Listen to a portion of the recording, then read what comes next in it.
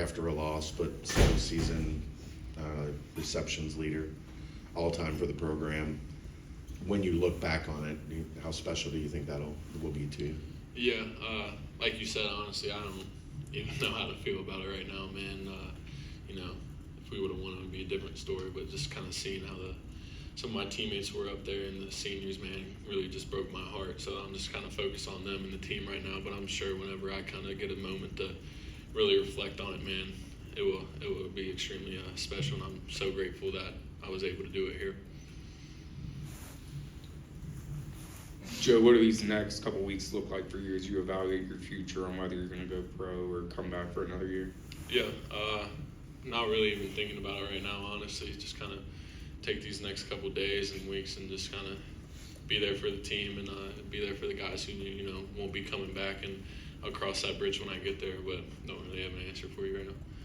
How did you deal with not getting the ball sometimes? You only had one target in the first half, but then you broke the record in the second half and finished with 7. But it just, there was a lot of games it seemed like, I don't know if it was the defense or if the offense could get it to you or what the story was. Honestly, I feel like, fans and other people were more mad than I was that maybe I wasn't getting the ball. It's a team sport. It's not all about me. If I was going to break the record, it was going to happen, God willing, everything, and it did. But, I'm just trying to do what's best for the team. And, if they think we got to run the ball and I got to block more, then I'll do it. Or if, they're going to throw the ball to other guys in routes, man, I'm all good, man. I just want to win. That's what I came to this university to do. We kind of talked about the whole season, just this being your first year as a full-time tight end. What was your biggest lesson being that TE1 for a big-time university? Just trying to get better each week. You play a couple games, you think you might have it figured out, but just things that happen throughout the season where you got to get better at them. And there's things that I need to get better at and that I still need to get better at.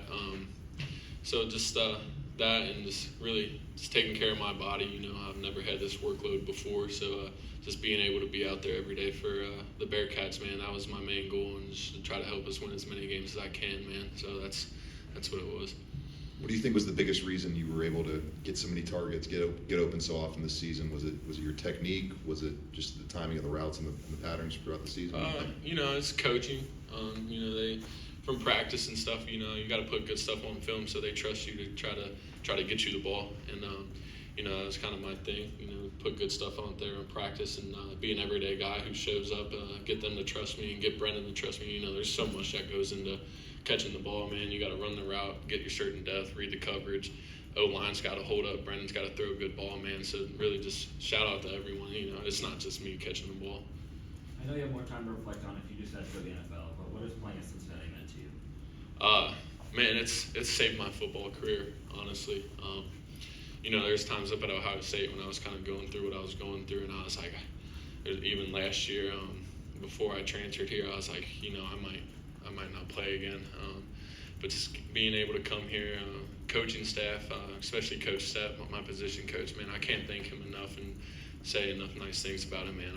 I truly believe that he and the staff and the city really just saved my football career.